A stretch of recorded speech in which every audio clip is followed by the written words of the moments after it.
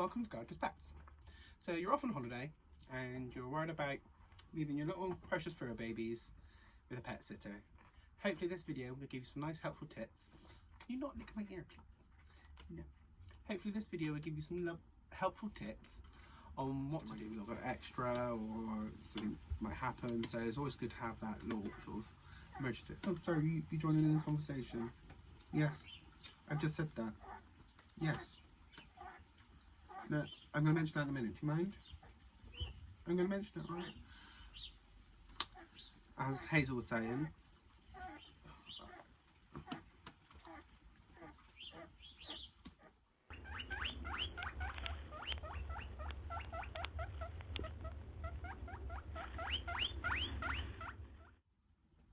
hi, and welcome to Gardener's Pets. So you're off on holiday, and you're worried about your little fur babies, or feathery babies, or scaly babies. And this video is to hopefully give you some helpful sort of hints and tips on how to make everything as easy and problem-free as possible for your pet sitters. I'm just going to pop the boys away because they're a bit manic today. Mind your face. So hopefully, as I said, this video will help give you some of those tips.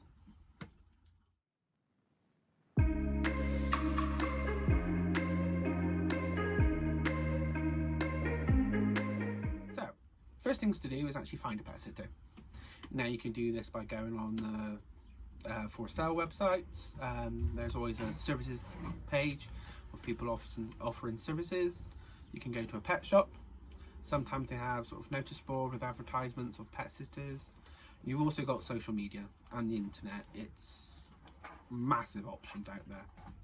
Or you could just simply ask a friend if you've got a friend willing to look after your animals. And that's what we did. We actually got a friend round. And the main important thing is to actually meet this a potential pet sitter before you actually confirm, because you want to make sure your animals get on well with them. You want to make sure you get on well with them. As they're going to be looking after your animals, you're going to want to have that trust and absolute sort of knowledge that they're going to look after all your animals perfectly well while you're not here. So that's one of the main things, is to actually meet them first. So the next step is you've met your pet sitter. Next thing to do is write a list of all your daily routine, what everyone gets fed, what times you feed them, what sort of exercise regime you've got. Pen and paper, or even on your phone, just write as many notes down as possible. It's surprising actually how long that takes, because what you do secondhand, like secondhand nature, other people might not think of. So you need to sort of go through everything, write everything down, and then you can then put that into a Word document, which is what I did. I typed everything up so it was all nice and neat, and I actually printed that out, and actually that's what I actually gave the pet sitter. Had all the information on the animals, what days they were fed, and things like that. It's really good to have a reference. So especially if you have a multi-pet household, it can get a bit confusing, things might get missed, so it's always good to have it down in black and white, and they can read it and they don't have to message you or text you every 2 minutes going, oh, what do I have to do for this? So I always print out an updated sort of care sheet version of my daily routine with all the animals. Next thing, I have got lists, sorry. And then one extra step I did, you don't have to do it, but I found useful, was to actually put labels on all of the enclosures of what the species was, what their name was, and also how many of the animals were in each enclosure. Especially if you've got groups of animals. So we've got rabbits together, we've got guinea pigs together, we've got quail, we've got chickens. It just allows that pet sitter, as a quick glance, go, oh, there's 3 animals in the label, there should be 3 animals in the enclosure. Especially if you have big enclosures like an aviary and things like that. It's very useful for them to go, oh, quick count, oh, there should be 3, and straight away they can tell if someone's missing and things like that. So that's a little bit about preparation before you actually get the pet sitter around. So the next step will be to actually what to do with the pet sitter.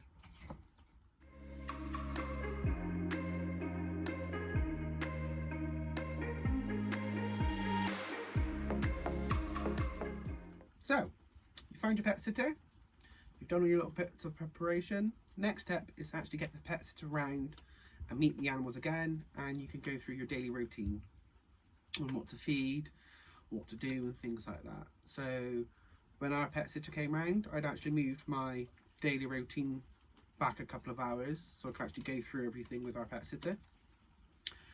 Went through, took the care sheets that I'd printed out, went through everything in situ so they can actually see it in happening, and they can ask any questions, they can make any notes that they wanted, and it just helps give. And also I got them to feed some of the animals, so I was like, well, this is what I do, got them to do it so I can make sure they were actually feeding them correctly as well, and it really helped. It also means if they can make their own notes as well, it makes it a little bit easier for them. You just want to give them as much information as possible while you're walking around, and also get them used to the animals as well. You can go through any problems or that might occur. Sort of Hazel sometimes likes to go next door, so you can go, well, this is normally her spot to sort of go out, escape the garden, so always make sure this is closed, make sure this gate's closed. I went through the ferrets because they can be a little bit naughty and very quick once you open their enclosure, so it's going through those things that might be not massive problems but little minor problems that you might not think of because you get used to them, but it can be a bit frightening or a bit scary if someone's not used to that sort of thing.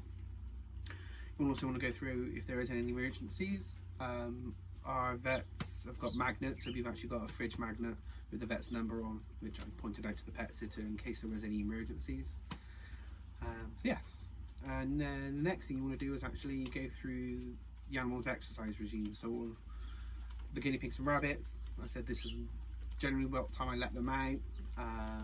They generally sort of what I went through how to get them back in and things like that.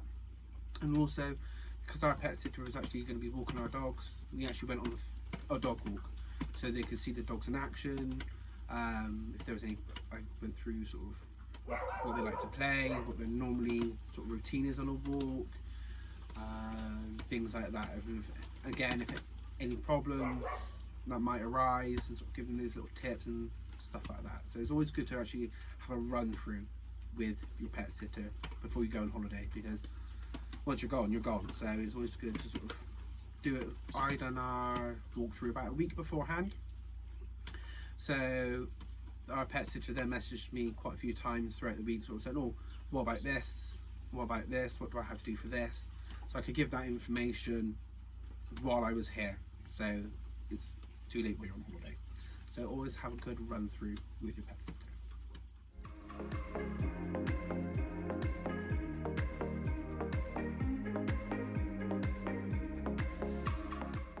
So, preparation before you actually go on holiday. So first thing I did was make sure all the food supplies were topped up. I done about, I think it was about a month's worth of food order. So there was enough food for the pet sitter, and also I didn't have to go shopping when I came home as well. So you're going to want to do that a little bit of extra, because it also saves you time as well. It's nothing worse coming home and then you have to do something. So I made sure there was enough food for when I returned as well. Also, if you make sure you've got enough food, it means that the pet sitter doesn't have to buy any. There's a few issues with that. They might buy the wrong brand, which might upset your pet's stomach and things like that. And it's also, they have to fork out their own money, so it's always good to make sure there is enough food for everyone. So the food bins were topped up. I got a little bit of extra as well. All the treat jars were filled up. It's good to have lots of treats and stuff like that. My animals they're not regularly given treats, only when they do some training. So for example, the cats are trained to whistle, so every time I whistle they get treats then, and that's really good because our cats are house cats, and one of them likes to hide in wardrobes and things like that. So it was good for the pet sitter to be able to whistle and the cats respond and get treats. And also it's nice to spoil your pets as well, especially if you're on holiday. They can have a little holiday and stuff as well. So all the treat jars were very filled. Maddie was very happy about that. Yes, she was. Yes, she was very happy about the treats. So a little bit about food. Well, we also left some money as well, just in case there was any problems. And also, some of our animals eat fresh food, and fresh food obviously only lasts so long, so that we had some extra money there so the pet sitter could then buy fresh food for the guinea pigs and rabbits in the second week, and Monty the tortoise as well. What else did we do? Oh, also it's also good to have a sort of reserve pet sitter help sort of thing, in case there's any problems with your pet sitter, traffic or emergency or something like that, or there's a problem or they're not very well. Obviously it's good to have someone else come in that will be able to look after the animals as well. Also with our pet sitter, she was slightly uncomfortable with the boys, not that she was scared, like the ferrets, not that she was scared of them or anything like that. They're just quite a handful, and I think she was slightly nervous of losing one. So I've got a work colleague that only lives around the corner, so they actually came round and helped with the ferrets every day, because I'm fine with them, but they are a bit of a two-person job. They can be like, they go different directions. So yes, it's always also good to have a reserve pet sitter or a friend or neighbour that can step in an emergency in case anything happens. What else was it? Oh, that was it. The last thing I did was cleaned everyone out. Everywhere, I made sure everyone was all nice and clean. Training animals are cleaned out every 2 weeks. So it's one extra job that the pet sitter will have to do, would be cleaning out. So I made sure everything was done, because feeding is a job in itself. Exercising everyone is a job in itself. So it's, like I said, you want to make, I'm saying it. So you want to make it as easy as possible for your pet sitter. Remove as much as possible that you can and give it help where it's needed, if that makes sense. So everyone was cleaned out on the Friday, and then when I came home, one of my first jobs was cleaning everyone out. So yeah, but that's the joy of pet ownership, isn't it, Hazel? Yes. So hopefully some of these little tips and things have helped you. Do follow us on social media. Don't forget to press that subscribe and like button. It helps my algorithms and stuff. And hello to any new subscribers. I've had a few subscribers this week, thanks to Bill and Val. Great channel, by the way. If you love gardening, go check out Bill and Val. So yes, any questions or comments, you know what to do. And we will see you all next week, won't we, Hazel? Yes. See you in a bit.